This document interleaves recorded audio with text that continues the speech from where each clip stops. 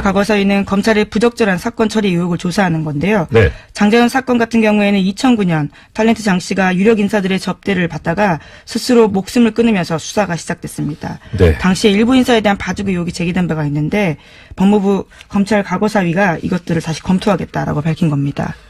자, 검찰 과거사위원회에서 새로 이제 과거의 부실 수사에 관해서 진상조사를 하겠다는 말씀인데, 지금 그 중에 장자연 씨 사건, 기자님께서 말씀을 주셨습니다.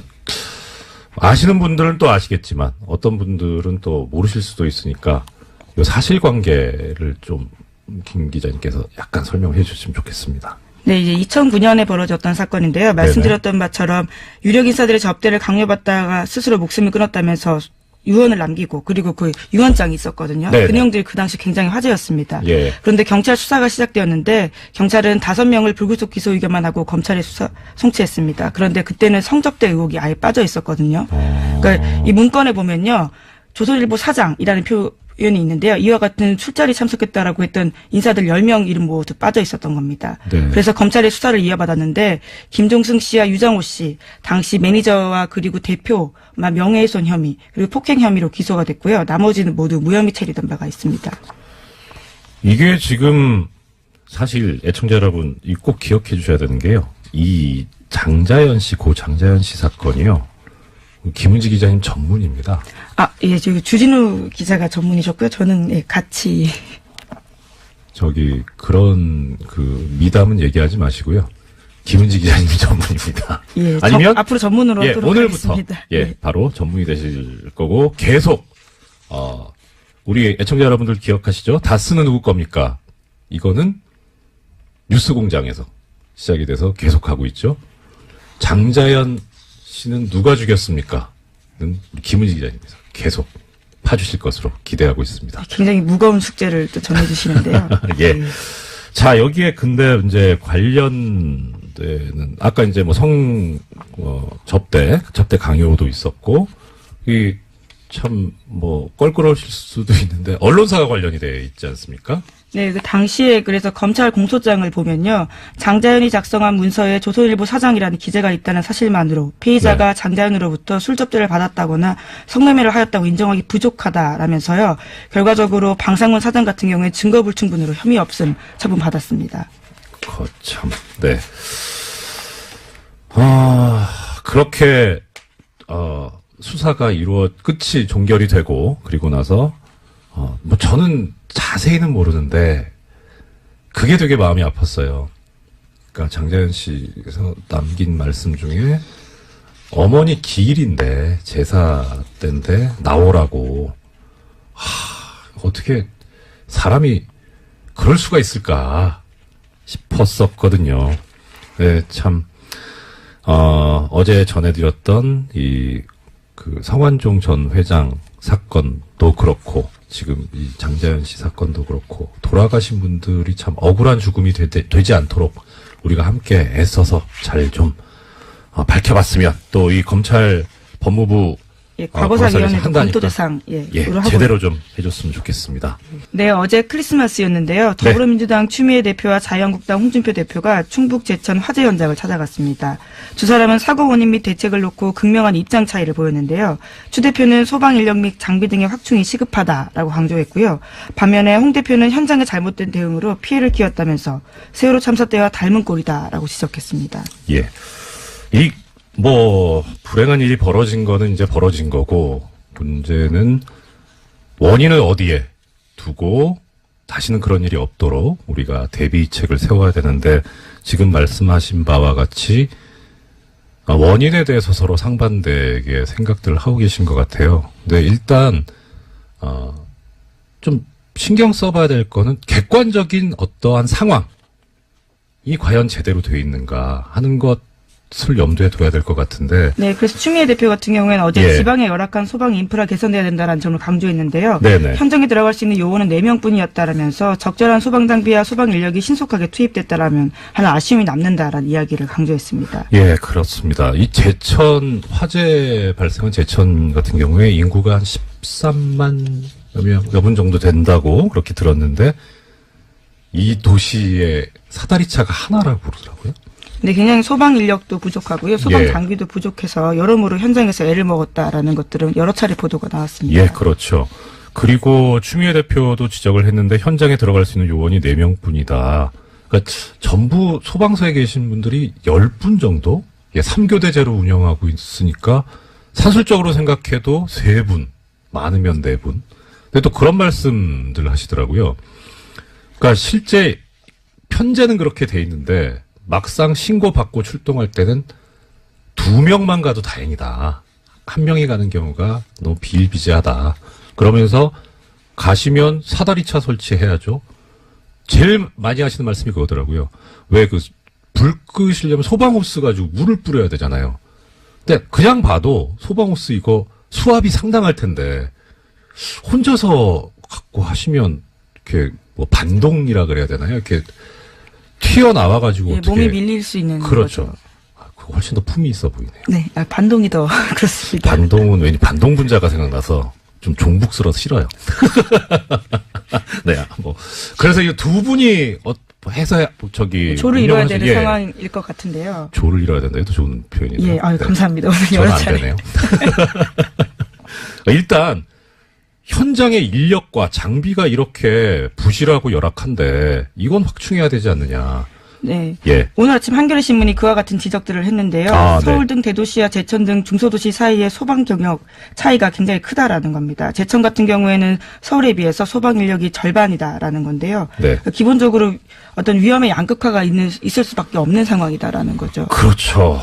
사실 뭐 수도권에 사는 분들이나 뭐 지방 도시에 사는 분들이나 뭐 생명의 소중함 다 똑같잖아요.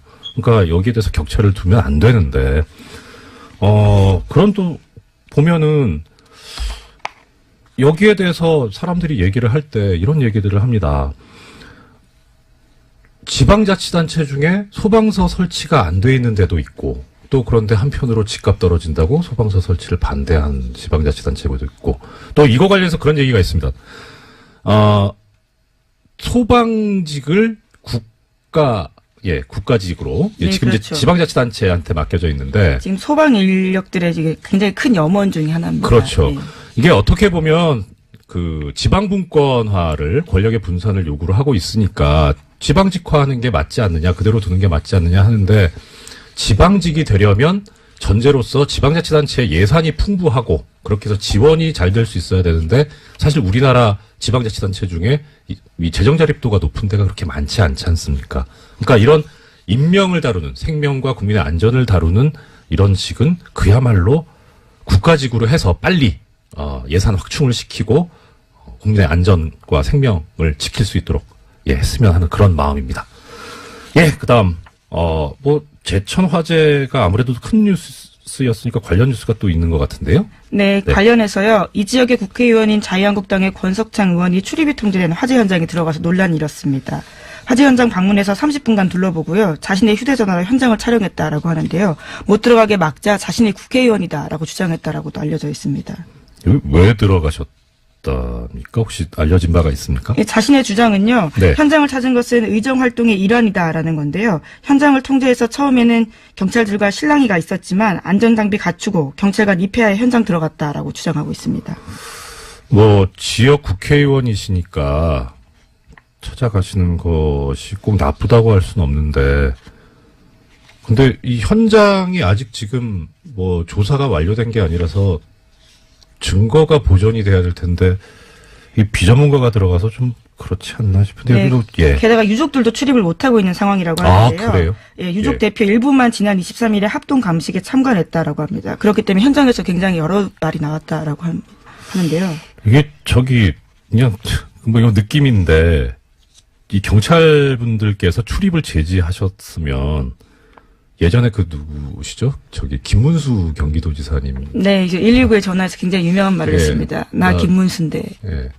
맞다, 순대. 예. 그 순대가 아니고. 그렇죠. 네. 지사님이라고 안 하셨나요? 처음에 경기도지사라고 했는데 그렇죠. 이제 그것을 알아듣지 못하니까 아마 자신의 이름을 밝혔던 것 같기도 하고요. 여기서도 그러면 나 국회의원인데라는 말이 나왔을 법한데 어떻습니까? 현장 제지하니까요. 충북 경찰서장에게 전화했다라는 보도를 제가 일부 봤는데 정확하게는 예, 서장님한테 전화를 하시고 이런 것을 우리는 갑질이라고 하지요.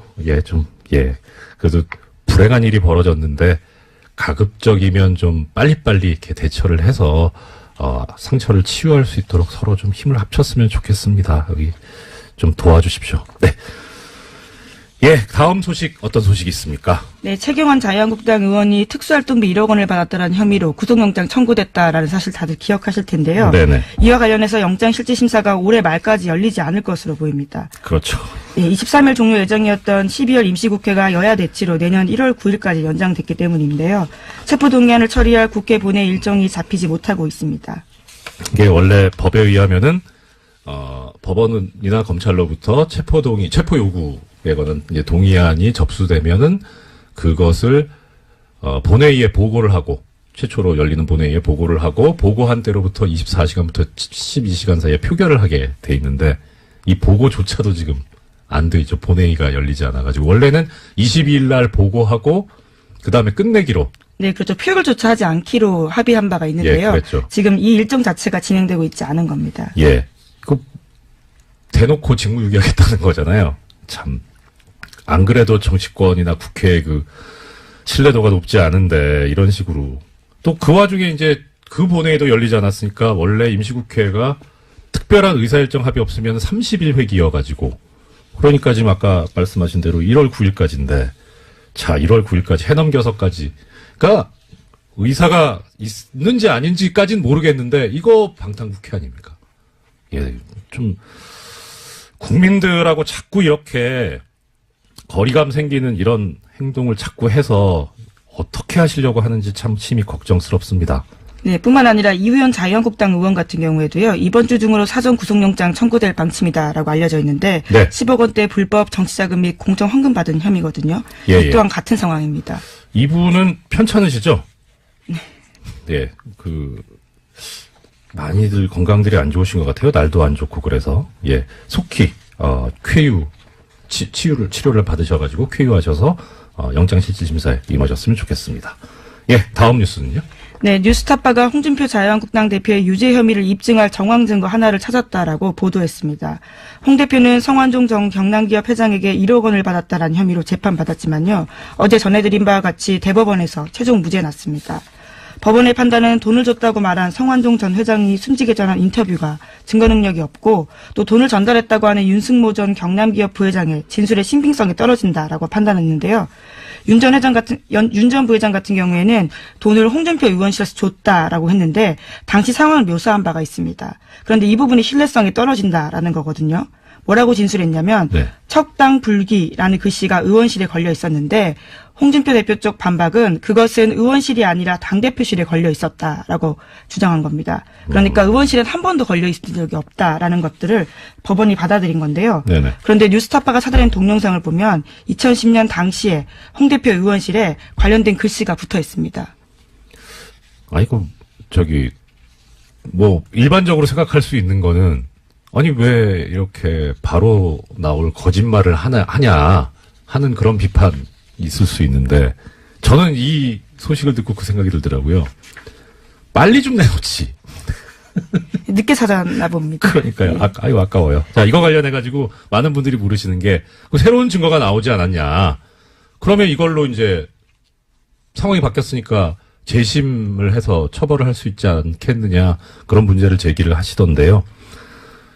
우리나라 형사소송법에 의하면 재심은 피고인에게 유리한 경우에만 할 수 있습니다. 무죄가 되거나 내지는 적어도 형을 낮출 수 있는 사정이 생겼을 때, 그런 증거가 발견되었을 때 그때 할 수 있는 건데요. 근데 지금 이것은 피고인한테 불리한 거라서 이거 일사부재리 원칙 때문에 재심은 우리 법상 허용이 안 됩니다. 많이 안타까우시겠지만 법이 그렇기 때문에 법이 그렇다는 것을 좀 알아주셨으면 하는 그런 마음입니다. 예, 그리고 또 중요한 소식이 하나 있다고요? 네, 검찰 과거사위원회 검토 대상 사건에 배우 고 장자연 씨 사건 등 8건이 추가됐다라고요. 중앙일보가 보도했습니다.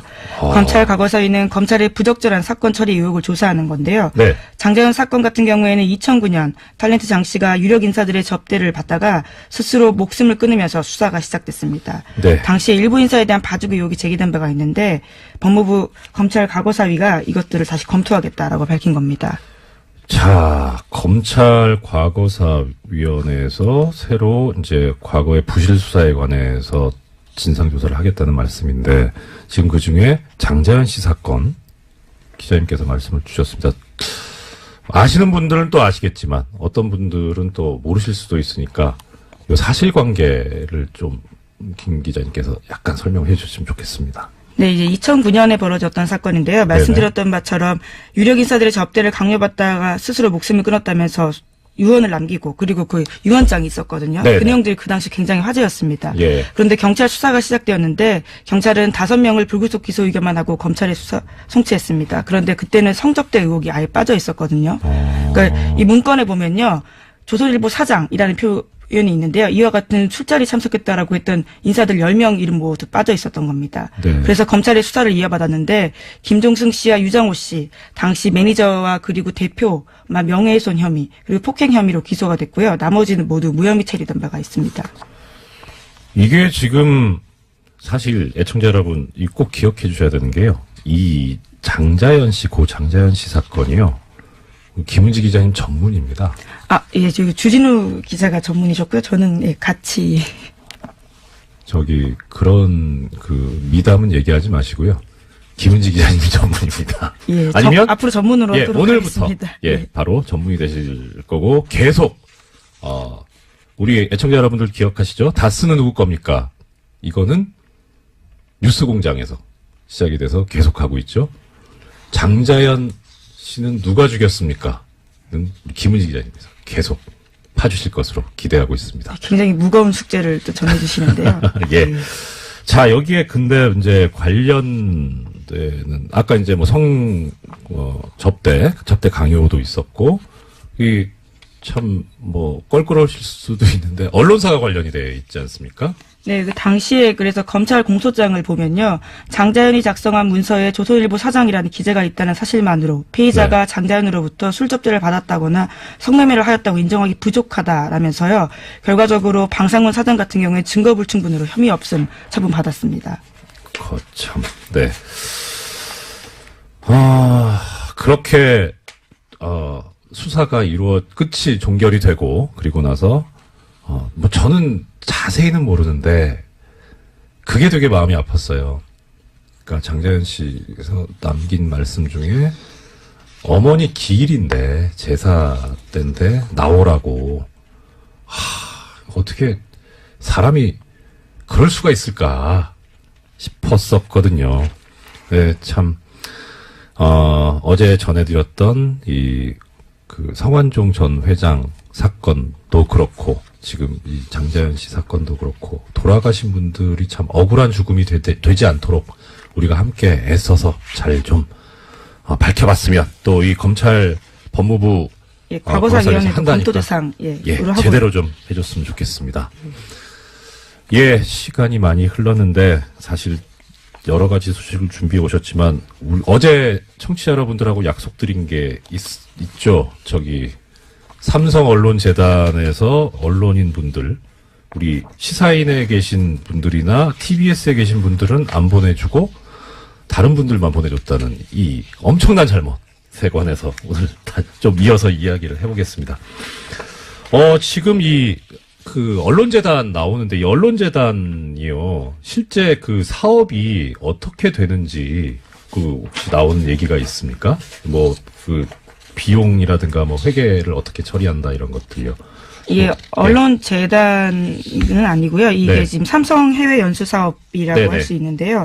이제 주신 자료들을 보면 어제도 말씀을 잠깐 하셨지만 소속사 대표의 추천을 받은 언론인이 그 그룹당 1명씩 추천을 받아서 갈 수 있는 상황인데 1년 동안 $10,000를 학비로 받게 되고요. 또 체제비 같은 경우는 $3,500를 받는다라고 합니다. 예.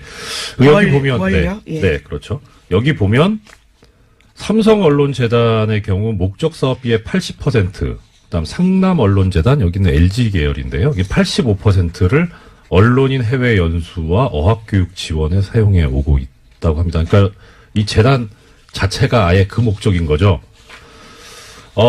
보면 참 이게 사업이 96년 삼성언론재단 같은 경우에 시작이 되죠.